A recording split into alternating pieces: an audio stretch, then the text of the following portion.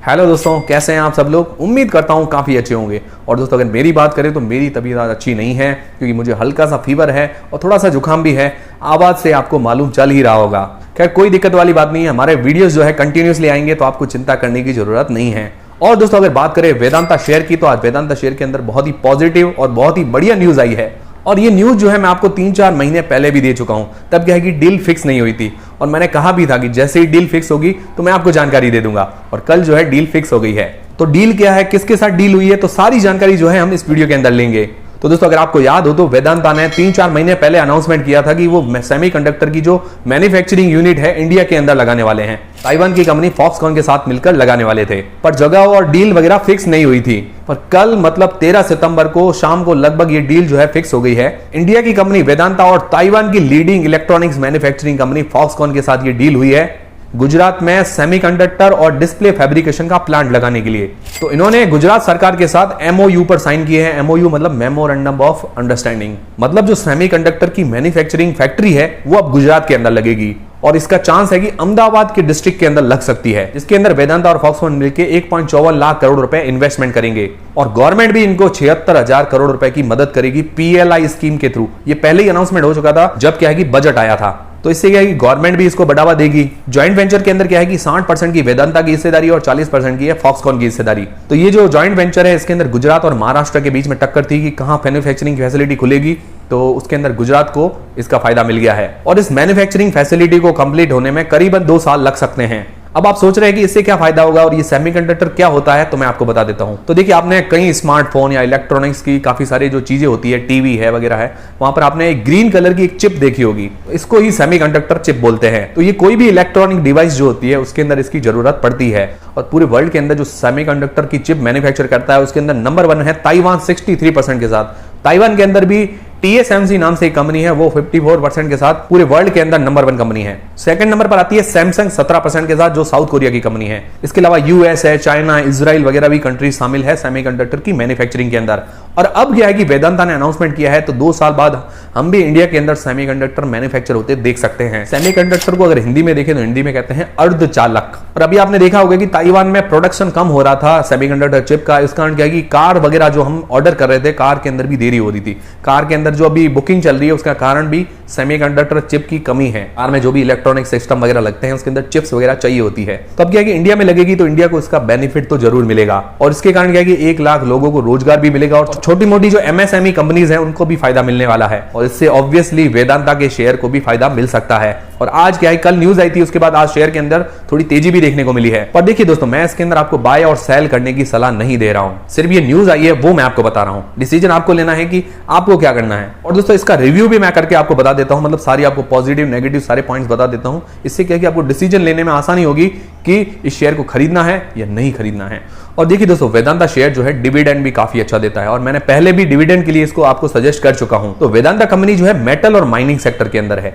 अब क्या है कि सेमीकंडक्टर मैन्युफैक्चर करेगी तो इलेक्ट्रॉनिक सेक्टर के अंदर ही जाएगी। उसी तरह से दोस्तों अगर आपको अलग अलग सेक्टर का रेडीमेड पोर्टफोलियो चाहिए, तो धन ऐप का एक शानदार फीचर है स्मॉल केस। तो आप धन ऐप पर स्मॉल केस के थ्रू अलग अलग सेक्टर के अंदर इन्वेस्ट कर सकते हैं, वो भी बहुत आसानी से। तो सबसे पहले वीडियो के डिस्क्रिप्शन में जो लिंक दी गई है वहां से धन ऐप पर बिल्कुल फ्री में डीमेट अकाउंट खुलवाने के बाद आप होम स्क्रीन पर चले जाएं, तो होम स्क्रीन पर आपको स्मॉल केस दिख जाएगा। तो फिर आप स्मॉल केस पर क्लिक करें। जैसे ही आप स्मॉल केस पर क्लिक करते हैं तो आपको अलग अलग सेक्टर के रेडीमेड पोर्टफोलियो देखने को मिल जाएंगे। तो आप यहां आसानी से इन्वेस्ट कर सकते हैं जो भी पोर्टफोलियो आपको पसंद आए। जैसे अभी हम डिविडेंड वाले पोर्टफोलियो देखते हैं, तो इसके अंदर क्या है कि सारे डिविडेंड वाले जो स्टॉक है वो हमको बताएगा।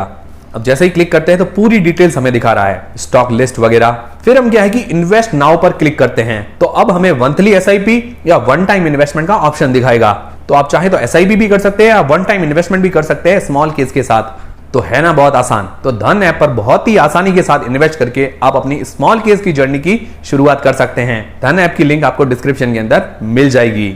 और भी दोस्तों धन ऐप के काफी सारे फीचर्स आपको धन ऐप पर देखने को मिल जाएंगे।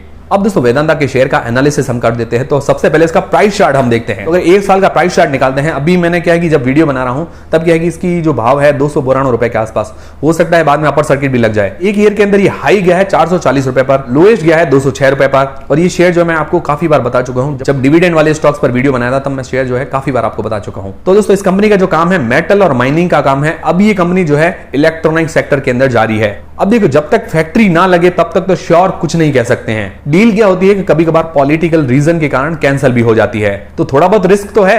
अब दोस्तों इसके फाइनेंशियल्स हम देख लेते हैं। तो 2019 से लेकर 2022 तक इसका रेवेन्यू देखें तो लगातार उसके अंदर अच्छी ग्रोथ है, प्रॉफिट के अंदर भी अच्छी ग्रोथ है। 2022 के अंदर जो इसने रेवेन्यू जनरेट किया है 1,35,000 करोड़ रुपए का, और प्रॉफिट जो जनरेट किया है 19,000 करोड़ रुपए का। तो इस हिसाब से प्रॉफिट मार्जिन हम निकालते हैं तो करीबन 14% के आसपास इसके प्रॉफिट मार्जिन निकल कर आते हैं, बहुत ही जबरदस्त है। ये तो सारी चीजें हो गई। अब सबसे बड़ी इसकी कमी आपको बताता हूं, सबसे नेगेटिव पॉइंट जो है, अगर इसका होल्डिंग पैटर्न अगर हम देखते हैं तो टोटल जो होल्डिंग है उसके अंदर प्रमोटर की जो होल्डिंग है 69.69% की, मतलब लगभग 70% हम मान सकते हैं, ठीक है। उसके अंदर पूरी जो होल्डिंग है वो पूरी प्लेज है। प्लेज मतलब पूरी जो होल्डिंग है वो गिरवी रखी गई है। गिरवी किस लिए रखते हैं? क्योंकि लोन वगैरह जब लेना होता है तब क्या है कि होल्डिंग हम गिरवी रख सकते हैं, तो इसके अंदर होल्डिंग पूरी गिरवी रखी हुई है। 1% भी ऐसी होल्डिंग नहीं है जो गिरवी नहीं है। तो ये सबसे बड़ा नेगेटिव पॉइंट है, ये सबसे बड़ा रिस्क है। अगर लोन नहीं चुका पाता है तो कंपनी डूब भी सकती है।